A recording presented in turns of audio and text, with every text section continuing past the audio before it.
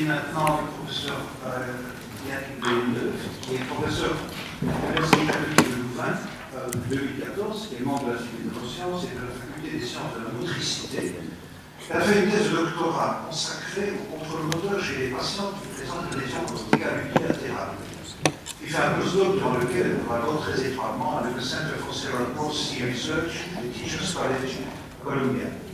Ces recherches sont actuellement centrées sur le contrôle moteur, l'apprentissage moteur et les changements neuroplastiques des enfants présentant une infirmité motrice cérébrale et leurs applications dans un contexte thérapeutique. Nous allons migrer du fondamental ou thérapie en quelque sorte dans un domaine qui est en train de passer de la science, de la science, qui est celui de la réadaptation. Et donc c'est avec plaisir qu'on va l'entendre nous parler de la réadaptation motrice de l'enfant cérébro-blessé. Merci beaucoup et puis merci de cette invitation. Je suis très honorée de pouvoir présenter mes travaux en la présence de si éminents collègues. Essentiellement, ce que je vais vous présenter aujourd'hui va se cibler sur la paralysie cérébrale, les enfants souffrant d'infirmité motrice cérébrale. Et eh bien, cette pathologie est en fait la pathologie motrice pédiatrique la plus fréquente. Elle touche 2 à 3 enfants pour 1000 naissances. Elle est liée à la lésion initiale qui va intervenir pré-, péri- ou de manière postnatale dans la première année de vie. Et puis, elle va générer toute une série de troubles moteurs, mais pas uniquement. Il peut y avoir également des troubles sensoriels ou cognitifs. Et ces troubles vont dépendre eh bien, de la taille et de la localisation de la lésion corticale. Alors, si on regarde un petit peu dans la littérature scientifique, cette dernière quinzaine d'années, on a commencé à voir vraiment des choses qui sont sorties pour donner des évidences quant à ce qu'on mettait en place comme type de réadaptation pour donner plus de possibilités motrices à ces enfants. Une revue très récente a mis en évidence qu'il y avait en réalité très peu d'interventions qui sont efficientes. Cette revue de la littérature a investigué de manière spécifique les enfants en fonction de la forme clinique qu'ils présentaient. Ici, vous voyez représenter un enfant qui a une atteinte unilatérale, donc une hémiplégie. Et si on regarde ce qui se passe dans la littérature, en fonction des 3 domaines de la classification internationale du fonctionnement et du handicap, on se rend compte que si, pour le premier domaine qui concerne principalement le corps, donc des fonctions telles que l'amplitude articulaire ou la force musculaire, on a des techniques qui fonctionnent, telles la toxine botulique ou encore le fait de plâtrer les enfants ou d'avoir des surveillances spécifiques. Dans les domaines de la réhabilitation, qui sont représentés ici, ciblés sur les capacités d'activité des enfants, ce qu'ils vont pouvoir réaliser, ce qu'on augmente finalement leur autonomie fonctionnelle, eh bien, on a quelques interventions qui sont efficientes, mais si vous regardez attentivement, vous verrez que ces interventions ne correspondent pas vraiment à ce qui est développé chez nous comme traitement de routine. Ces interventions sont essentiellement des interventions qui sont de type intensif et elles sont ciblées sur des traitements qui sont fonctionnels et où il n'y a pas de direction du mouvement, etc. C'est vraiment un travail actif de la personne avec une répétition de mouvements importante qui va permettre de faire émerger des changements. Pourquoi ? Parce que c'est un petit peu le même principe que lorsque vous apprenez à jouer au tennis ou d'un instrument de musique. C'est la répétition intense du mouvement dans un contexte avec une complexité de plus en plus importante, donc une forme d'apprentissage moteur structuré qui va permettre de générer de la neuroplasticité et donc des changements chez ces enfants.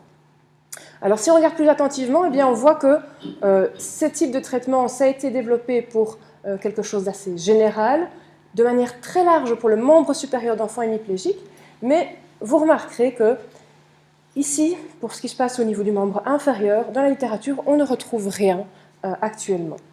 C'est sur cette base-là que j'ai développé une thérapie qu'on appelle Habits Heal, Hand and Arm Bimanual Intensive Therapy, including lower extremities. Donc c'est une thérapie bimanuelle intensive qui inclut systématiquement une stimulation également des membres inférieurs. Alors, intensif, ça veut dire quoi ? On commence par les parties très pratico-pratiques, puis vous verrez que les travaux vont plus vers les changements corticaux. Ça veut dire qu'on donne 90 heures de traitement à ces enfants sur 2 semaines. On est à 9 heures par jour de traitement avec un thérapeute pour un enfant. Et vous voyez que ça se passe dans un contexte extrêmement ludique, mais très, très intense. Voilà, encore quelques exemples d'activités. Comment est-ce qu'on induit le fait d'avoir systématiquement une composante de membre inférieur pendant qu'on travaille en bimanuel, mais tout ce qui se fait assis, par exemple, on a des gros ballons, les enfants sont systématiquement obligés de réguler leur équilibre et la balance entre les 2 membres inférieurs. Voilà.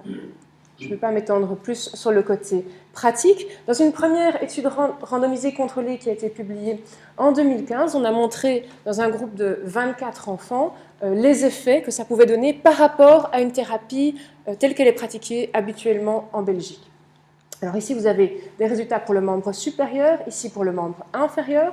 Vous avez systématiquement en gris un groupe d'enfants qui a d'abord fait 90 heures de traitement intensif pendant 2 semaines, et puis qui a été suivi pendant 90 heures de traitement régulier, habituel, sur environ 4 mois et demi de traitement.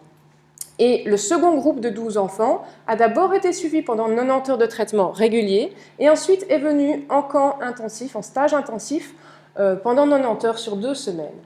Alors ce qu'on peut voir, ici vous avez la première évaluation, est une évaluation qui est scorée en aveugle. C'est filmé, c'est scoré par un examinateur indépendant. Et donc vous voyez bien que en 2 semaines de stage intensif, la manière dont le membre supérieur parétique va pouvoir participer à toute une série de mouvements est très significativement augmentée, alors que pendant le même nombre d'heures dispensées de manière régulière pendant l'année, on voit qu'on n'a pas du tout ce type d'effet.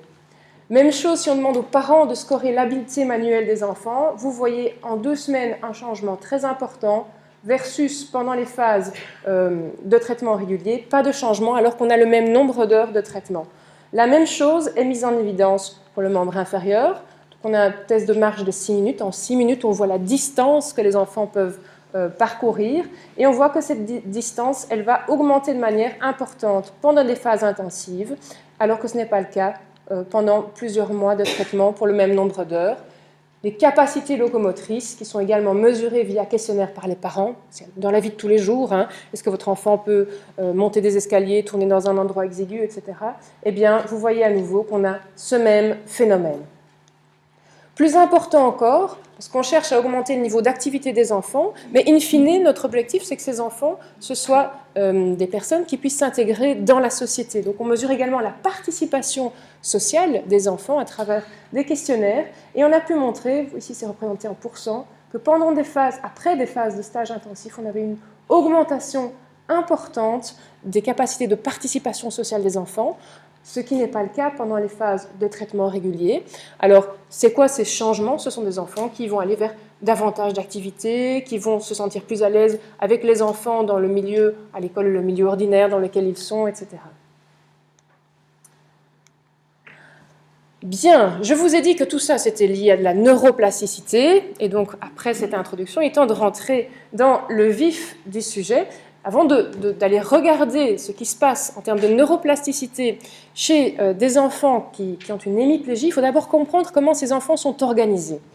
À savoir que lorsque vous avez une lésion corticale qui intervient de manière précoce, cette lésion corticale, elle peut avoir un impact sur l'organisation des voies descendantes, du tractus corticospinal.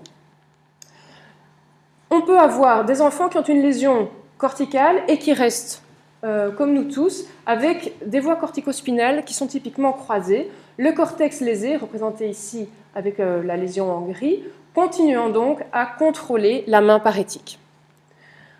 A l'inverse, on peut également avoir, lorsqu'on a une lésion corticale, une réorganisation complète des tractus corticospinaux, en réalité une absence de détérioration des voies directes qui sont maintenues du cortex non lésé, et ce cortex non lésé va donc contrôler à la fois la main parétique et la main non parétique de l'enfant hémiplégique.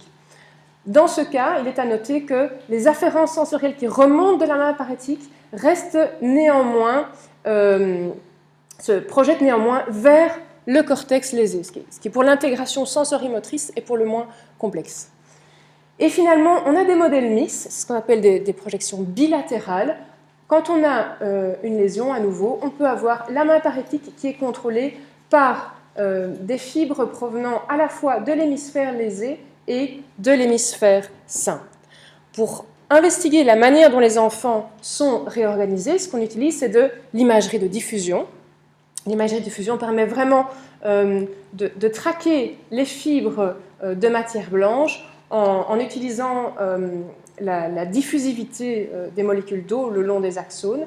Et vous avez ici l'exemple d'un enfant qui est organisé de manière croisée, ces tractus cortico-spinaux, vous voyez qu'ils sont l'un en bleu, l'autre en jaune. Ils sont clairement identifiés de manière différente et ils projettent chacun d'un côté du cortex. On peut également avoir cette situation-ci qui est représentée là. Vous voyez que quel que soit le nombre d'itérations qu'on fait pour essayer de reconstruire ces tractus cortico-spinaux, on va avoir systématiquement des fibres bleues comme jaunes qui vont projeter vers le même hémicortex. Et dernière situation, c'est la situation bilatérale. Vous voyez que le tractus cortico-spinal qui contrôle la main parétique ici, eh bien, il a des projections qui viennent des deux côtés. Une fois qu'on connaît cette organisation, on peut regarder ce qui se passe avant et après ces rééducations intensives au niveau du cortex. Une première manière de l'investiguer, c'est d'utiliser une mesure qui est la stimulation magnétique transcrânienne, donc avec un petit aimant très focal. On va aller stimuler les zones motrices du cortex et on va enregistrer au niveau de la main et du poignet les réponses pour un enfant. C'est tout à fait indolore. Ça se fait avec un enfant relâché qui regarde un petit dessin animé, donc rien de douloureux. Ce qu'on observe ici, c'est l'exemple d'un enfant qu'on voit avant stage de rééducation intensive. Tous les points noirs qui sont représentés sur le cortex sont les zones qui ont été stimulées. Et ce que vous pouvez remarquer, c'est qu'il y a 4 points en couleur ici. Un point rouge qui va représenter une réaction dans le premier interosseau dorsal, un point bleu qui représente une réaction au niveau des fléchisseurs du poignet, et 2 points mauves qui vont représenter quant à eux des réactions à la fois au niveau du premier interosseau dorsal et des fléchisseurs du poignet. Après 10 jours de rééducation intensive, avec une stimulation de même amplitude et dans les mêmes conditions, de même intensité, voici ce qu'on trouve pour cet enfant. Ça, c'est la carte corticale initiale. Et la carte corticale après rééducation intensive, eh bien, vous voyez qu'on passe de 4 à 8 points. Donc, on a doublé la taille de cette carte corticale chez cet enfant. Évidemment, j'ai choisi un beau sujet, un enfant qui présente des résultats particulièrement probants pour vous le montrer, mais est-ce que c'est isolé? Non. On a fait avec ma collègue Kathleen Priel de l'Université de Cornell une série d'enfants, on a travaillé sur 16 enfants, et on a pu montrer que c'est systématique. On a de manière vraiment significative augmenté à la fois la carte corticale qui représente l'utilisation des doigts et l'utilisation du poignet. Alors les cartes corticales, c'est bien, mais ça donne uniquement une information assez grossière sur le plan moteur. Et donc, on a été voir un petit peu plus loin pour essayer de comprendre s'il y a d'autres circuits qui sont changés, qui subissent des transformations. Et donc, on a été investiguer ce qui se passe en résonance magnétique fonctionnelle. On a fait une étude pilote qui a montré la faisabilité de la chose en 2015, et puis ici sur une trentaine d'enfants, avant et après ces processus de rééducation intensive, on a été mesurer, quantifier ce qui se passait au niveau activation corticale en utilisant des petites pièces toutes simples. Donc vous voyez qu'il y a 2 triangles, 2 ronds, et la tâche qui est demandée aux enfants, c'est, sans les voir, ils n'ont pas d'input visuel, de reconnaître ce qui est placé soit dans la main droite, la main gauche ou dans les 2 mains. Dans le cas où c'est dans les 2 mains, on leur demande de dire si ils ont la même chose en main des 2 côtés ou si c'est différent. Donc, une tâche assez simple qui permet que l'enfant évite de bouger. On lui place les choses en main, donc on évite les mouvements qui sont très problématiques en résonance magnétique fonctionnelle. Alors, il y a quelques études dans la littérature qui ont été faites en résonance magnétique fonctionnelle, très peu, et toutes se sont vraiment focalisées sur l'aire motrice primaire, avec peu de conclusions. Ce qu'on a voulu faire ici, c'est vraiment, on s'est dit, l'apprentissage moteur structuré, dans ce type d'apprentissage, on a vraiment tout un réseau cortical qui est utilisé, et pas seulement l'aire motrice primaire. Et donc, Il y a vraiment un schéma qu'on peut reprendre ici avec l'aire motrice primaire, le cortex sensoriel primaire, le cortex pariétal postérieur, le prémoteur dorsal, ventral, l'aire motrice supplémentaire, le cortex singulaire antérieur, la pré-SMA, le cortex dorsolatéral préfrontal.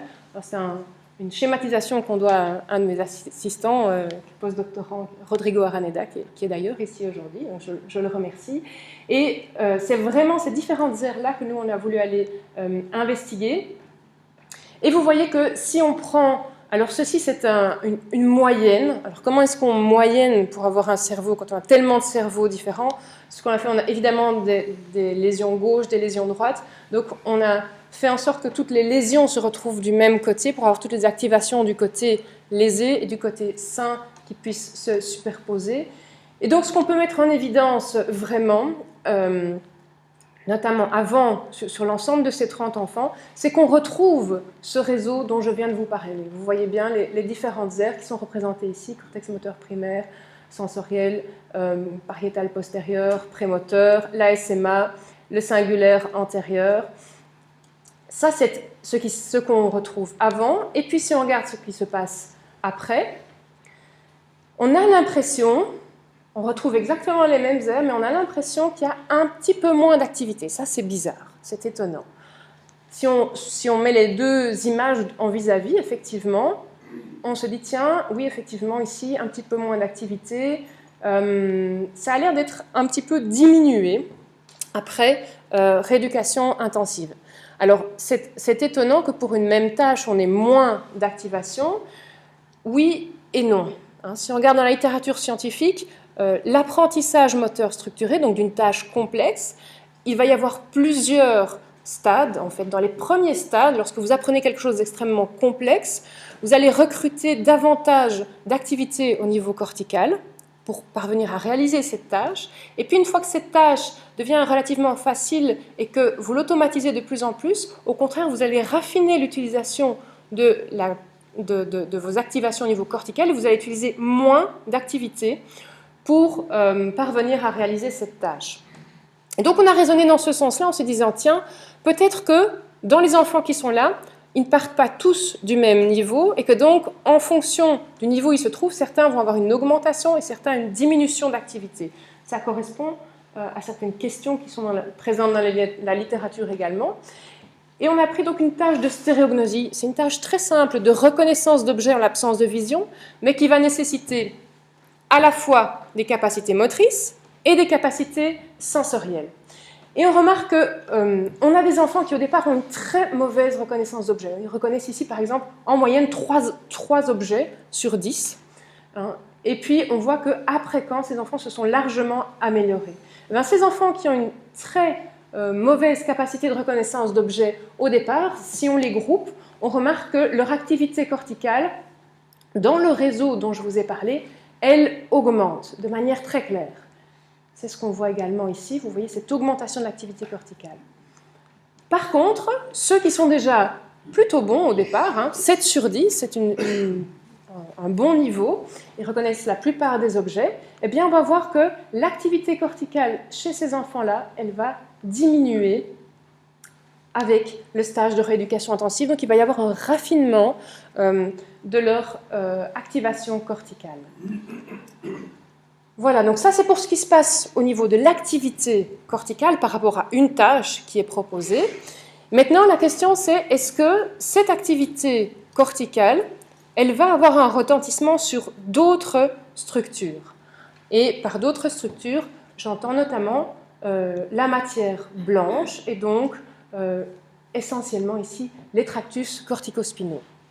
Ces tractus corticospinaux dont je vous ai parlé, dont on se sert pour connaître l'organisation des enfants, on s'est posé la question de savoir si éventuellement ces changements d'activité au niveau cortical pouvaient influencer la structure de ces tractus corticospinaux. Alors, ça c'est une étude qui vient d'être terminée, qui va bientôt être soumise pour publication. C'est la première fois que je présente les résultats d'ailleurs.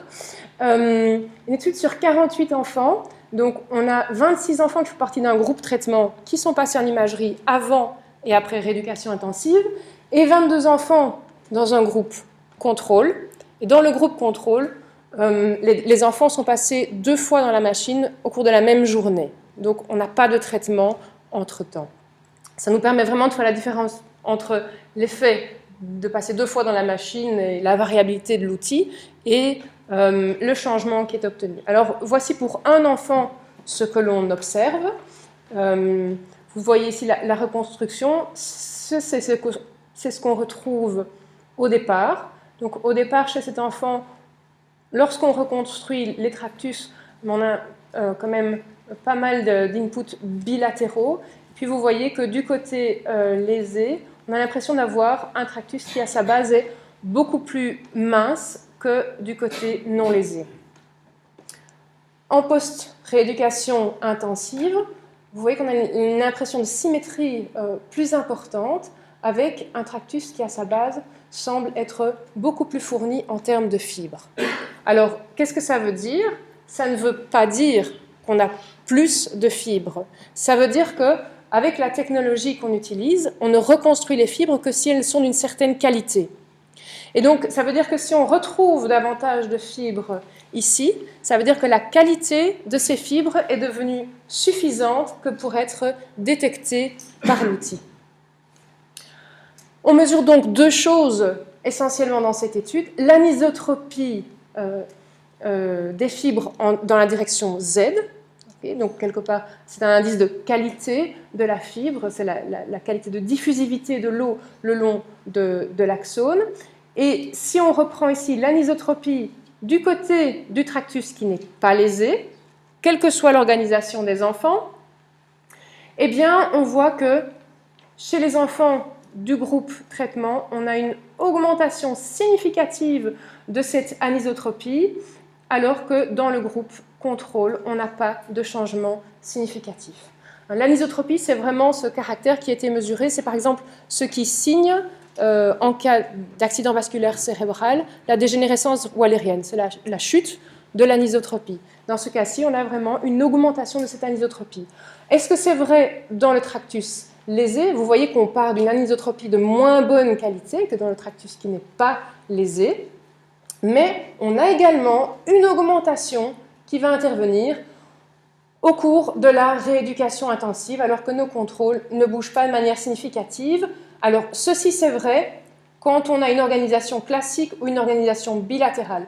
Ce n'est pas vrai si vous avez un tractus tout à fait réorganisé. Autrement dit, si vous n'utilisez pas un tractus corticospinal, donc en l'occurrence, dans ce cas-ci, quand on utilise un hémisphère pour contrôler les 2 mains, on n'utilise pas du tout le tractus du côté lésé. Si vous ne l'utilisez pas, vous n'avez pas de possibilité d'améliorer la qualité des fibres. On mesure également le nombre de voxels qui ont une direction préférentielle en Z. Alors, ça peut revenir à dire qu'on mesure le nombre de fibres qui ont une direction préférentielle en Z, et c'est ce que je vous disais. Voilà, on voit que ce nombre de fibres, il va augmenter du côté du tractus corticospinal non lésé, de manière assez importante. Et qu'est-ce que ça veut dire? Ça veut dire qu'il y a l'anisotropie augmente, donc la qualité de la fibre augmente, et on va détecter davantage de fibres comme faisant partie du tractus corticospinal. Ces fibres, ça veut dire que les fibres qu'on détecte à ce moment-là, auparavant, elles avaient une anisotropie équivalente dans toutes les directions et qu'elles ont, après rééducation intensive, une anisotropie qui est plus importante dans la direction Z, donc crânio-caudale. À nouveau, c'est vrai du côté lésé, mais uniquement lorsque le tractus a été utilisé. Alors, est-ce que ces changements dans la matière blanche sont des changements qui sont liés à ce qu'on observe de manière fonctionnelle? Si vous regardez ici, ça c'est le changement qu'on observe en dextérité. Donc c'est un test dans lequel les enfants doivent bouger des petits objets et on mesure le nombre de secondes nécessaires pour le réaliser. Ça c'est leur amélioration au cours du camp, donc uniquement pour le groupe traité. Et en réalité, notre changement en anisotropie du côté du tractus corticospinal lésé est corrélé avec les changements observés dans ces tests moteurs. Donc ça veut dire qu'on a vraiment un lien direct entre le changement qu'on observe dans la matière blanche, dans les tractus corticospinaux, et les changements dans les tests moteurs. Alors, comment est-ce que ce mécanisme peut s'expliquer? A priori, on trouve surtout des explications dans des modèles de rongeurs, essentiellement. Hein, et ce qui a été montré chez les rongeurs, c'est vraiment que la synthèse de la myéline par les oligodendrocytes est à la fois déclenchée par du motor skill learning, de l'apprentissage moteur structuré, donc l'apprentissage d'une tâche extrêmement complexe, mais elle est non seulement déclenchée, mais elle est également nécessaire pour permettre cet apprentissage moteur. Alors dans les souris, ça a été essentiellement montré sur des fibres de matière blanche cortico-corticales et non dans le tractus corticospinal. Voilà, ceci, ça illustre vraiment le fait que si on bloque la possibilité de myéline de la synthèse de manière génétique, on va empêcher l'apprentissage moteur d'avoir lieu. À savoir que dans les modèles plus adultes, ce qui a été montré, il n'y a rien qui a encore été montré au niveau de la pathologie, mais chez les pianistes de très haut niveau, on a pu montrer que la structure de leur tractus corticospinal et sa myélinisation étaient liées de manière intrinsèque à la quantité d'exercices, d'entraînement moteur que ces pianistes avaient eu durant l'enfance, avant l'âge de 11 ans. Donc c'est réellement le fait d'avoir un entraînement intensif durant l'enfance, peu importe par la suite le nombre d'heures que les pianistes ont pu jouer. Alors pour résumer, au niveau des changements corticaux, chez les enfants qui présentent une hémiplégie, on a donc des changements dans les cartes motrices, on a des changements dans les fibres des tractus corticospinaux, on a une augmentation d'activité qui va être présente pour ceux qui ont une grosse difficulté dans une tâche au départ, et un raffinement de cette activité dans certaines zones du cerveau pour ceux qui ont au départ de bonnes capacités. Cependant, une question qui reste, c'est qu'avec des lésions similaires et un niveau de départ similaire, on a parfois des enfants qui ont des capacités de changement qui sont très différentes d'un enfant à l'autre. Certains répondent très bien et d'autres répondent moins bien. Alors, on a deux hypothèses explicatives. La première, c'est que peut-être que ce n'est pas simplement un changement moteur qui est nécessaire, mais peut-être qu'on doit aller à un niveau plus élevé et permettre de changer les capacités d'apprentissage moteur, donc être davantage dans le changement du contrôle cognitif pour permettre de voir ces changements émerger. C'est quelque chose sur lequel on est déjà en train de travailler. L'autre hypothèse, c'est qu'en fonction de certaines caractéristiques génétiques, certains enfants ont plus de prédisposition pour avoir une neuroplasticité importante par rapport à d'autres qui pourraient être défavorisés. Ça, c'est ce qu'on espère pouvoir investiguer dans les années qui viennent. Alors, quelques mots encore, juste pour vous dire qu'il n'y a pas que des enfants hémiplégiques, dont je viens de vous parler. Il y a également des enfants qui présentent des atteintes bilatérales, que ce soit uniquement les membres inférieurs ou membres inférieurs et supérieurs.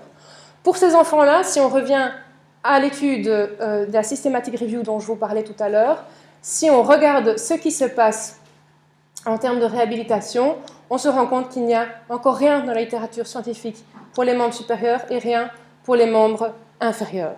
Alors c'était presque une invitation à essayer d'appliquer ce qu'on avait développé chez les enfants hémiplégiques à des enfants avec des atteintes plus lourdes, et c'est ce qu'on a fait avec mon collègue et ami Andy Gordon de l'Université de Columbia. Sur les deux sites, Columbia et Woluwe, on a eu 10 enfants dans un groupe traitement, 10 enfants dans un groupe contrôle. Vous voyez que ces enfants qui sont beaucoup plus lourdement atteints. Et on a pu montrer des effets similaires à ce que je vous ai exposé précédemment chez les enfants hémiplégiques, à savoir que l'ensemble de ces dias représente des évolutions pour les membres supérieurs. Vous avez ces évolutions qui sont présentées en noir dans le groupe traitement et en gris dans le groupe contrôle. On a avant traitement, 2 semaines après traitement ou après rien de spécifique, et 3 mois après. Vous voyez que systématiquement, notre groupe traitement augmente et continue à augmenter jusqu'au suivi à 3 mois. C'est également le cas lorsqu'on donne des questionnaires aux parents sur ce que les enfants peuvent faire dans la vie de tous les jours. Leur performance dans des tests de dextérité, ici, plus c'est petit et meilleur c'est, puisque ce sont des secondes. On voit qu'elles s'améliorent alors qu'à nouveau les contrôles ne bougent pas. Et finalement, des tests de dextérité plus globales, on voit également une amélioration et pas de changement chez nos contrôles. Le même phénomène est observé pour la motricité générale, qui reste stable chez les contrôles et qui augmente dans notre groupe traitement. Et c'est pareil pour l'équilibre, pour la marche, le test de marche des 6 minutes, et pour des questionnaires de locomotion qui, à nouveau, évoluent uniquement dans le groupe contrôle. Finalement, les objectifs personnels que les enfants veulent atteindre et que les parents veulent qu'ils atteignent et qui sont scorés par les parents, eh bien, vous voyez que ces objectifs, où ça peut être monter dans une voiture, être capable de monter les escaliers, c'est très très pratique. Eh bien, vous voyez qu'ils ne bougent pas chez les contrôles et ils sont augmentés de manière importante dans le groupe traitement. Alors, en conclusion, ce que je peux vous donner comme take-home message aujourd'hui, c'est vraiment que les clés pour la neuroréhabilitation de ces enfants, ce sont l'intensité, l'aspect fonctionnel, le fait d'avoir un apprentissage moteur structuré, on n'a pas de guidance des mouvements, on arrange l'environnement pour le rendre de plus en plus complexe et dans un contexte child-friendly, donc vraiment adapté aux enfants, on est dans des jeux, des choses colorées, motivantes. Ces interventions intensives, elles peuvent être appliquées pour le membre supérieur, mais aussi pour le membre supérieur et inférieur. Elles induisent des changements neuroplastiques dans les cartes motrices, dans différentes zones du cerveau et dans les tractus corticospinaux. Elles peuvent induire des changements à la fois chez les enfants qui ont une hémiplégie, mais aussi les formes bilatérales de la pathologie. Et donc mon grand espoir, c'est que à terme, le plus vite possible, on puisse implémenter ce type de rééducation en Belgique comme étant la routine pour nos enfants souffrant d'infirmité motrice cérébrale. Merci.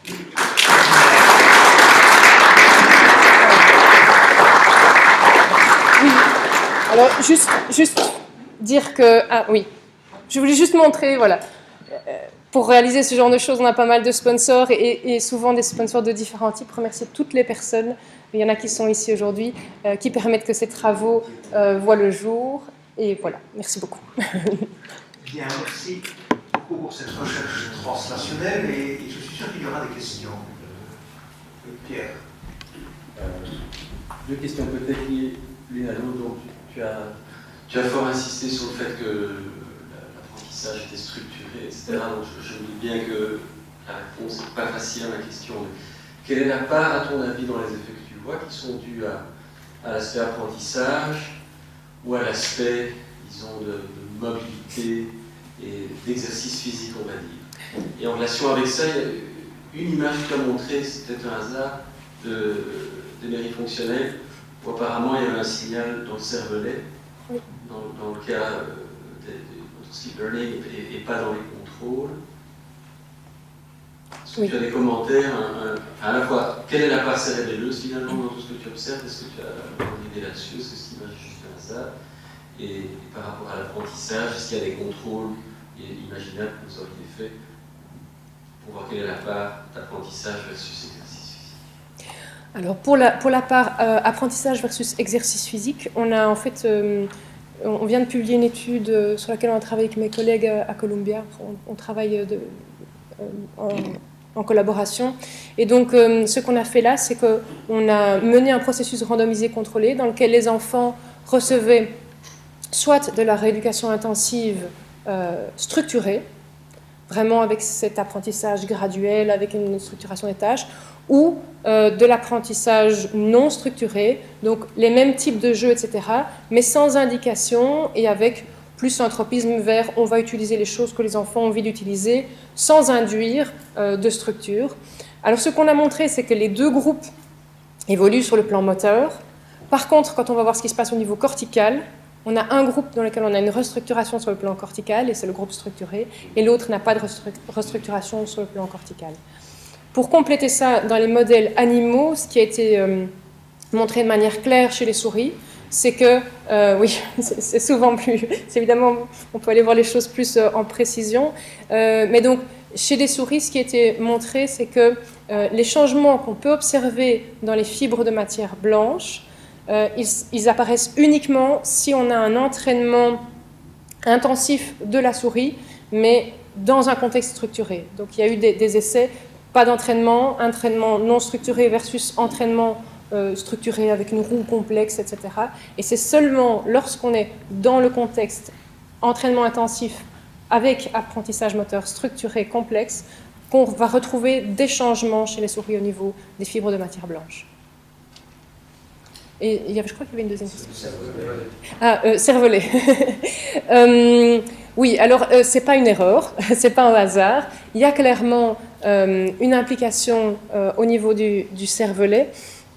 Maintenant, on sait qu'au niveau du contrôle du mouvement, évidemment, le cervelet a un rôle majeur. Par contre, la manière dont il évolue pendant ce type de rééducation, ça n'a pas encore été du tout étudié. Et donc, effectivement, par rapport aux images que je montrais, qui sont encore toutes fraîches,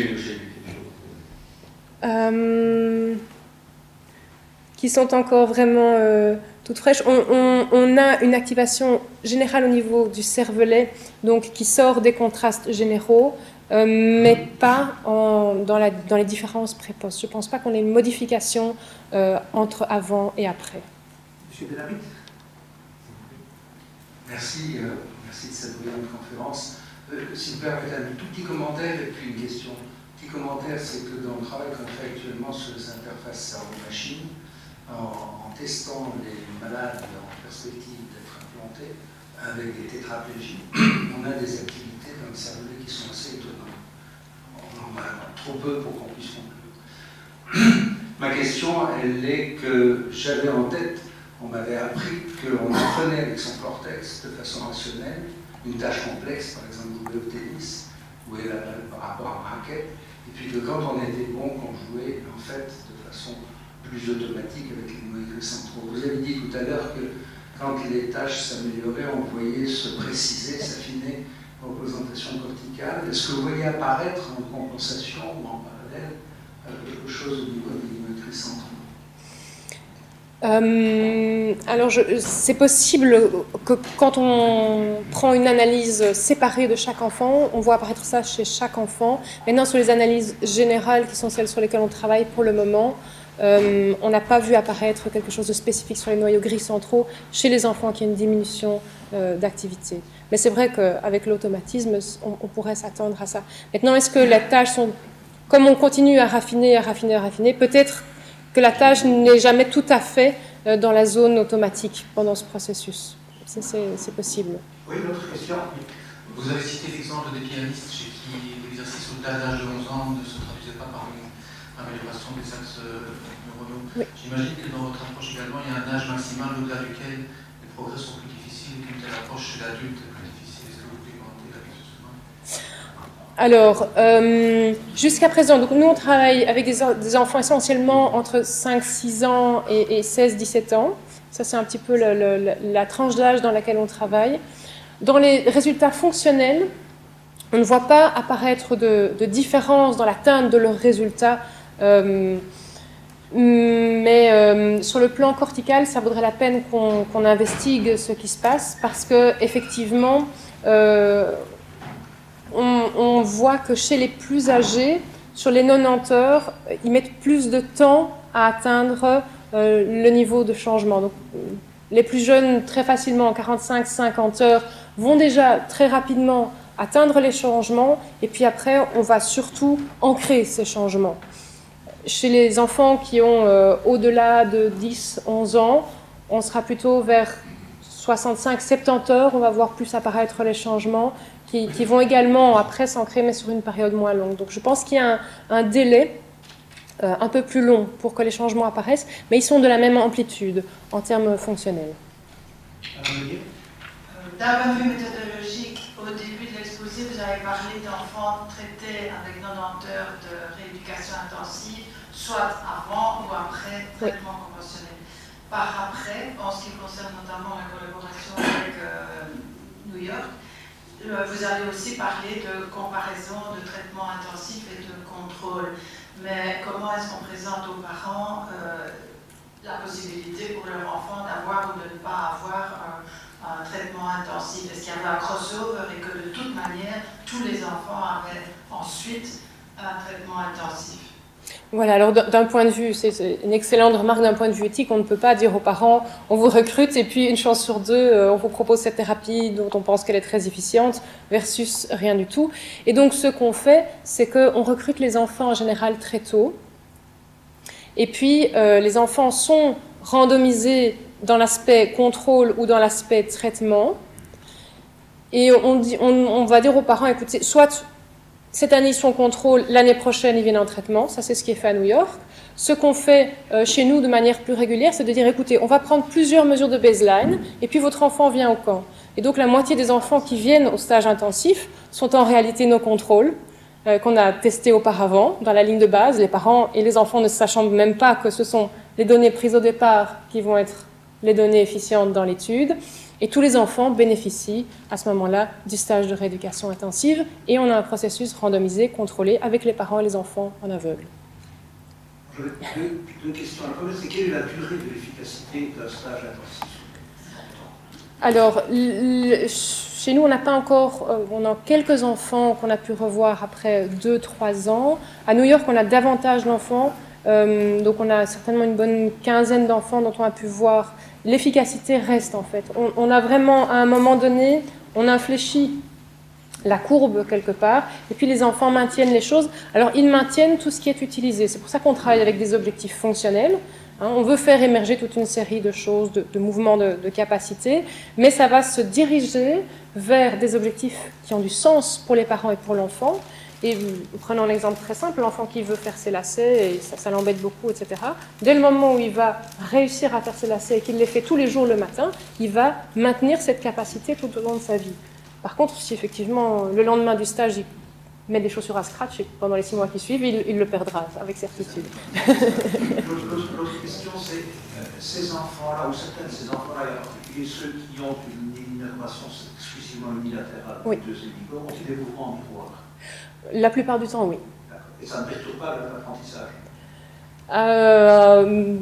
Dans une certaine mesure, si, mais on parvient tout de même à arriver aux objectifs. Et je ne dirais pas qu'ils disparaissent parce que ça c'est erroné, mais il y a une forme de capacité à diminuer l'influence des mouvements miroirs dans les mouvements bimanuels au cours. C'est un problème, je sais. Oui, oui, tout à fait, tout à fait. Mais donc c'est vraiment quelque chose qu'ils arrivent à maîtriser de mieux en mieux au cours de leur éducation intensive. Et l'effet sur la myéline, ça me fait penser, mais André de finir par même le moins, à la motricité des animaux dont la myélisation est prénatale ou postnatale finalement. Les animaux, il y a une partie de la myélisation prénatale qui sont intriciaux. Bien, on va passer au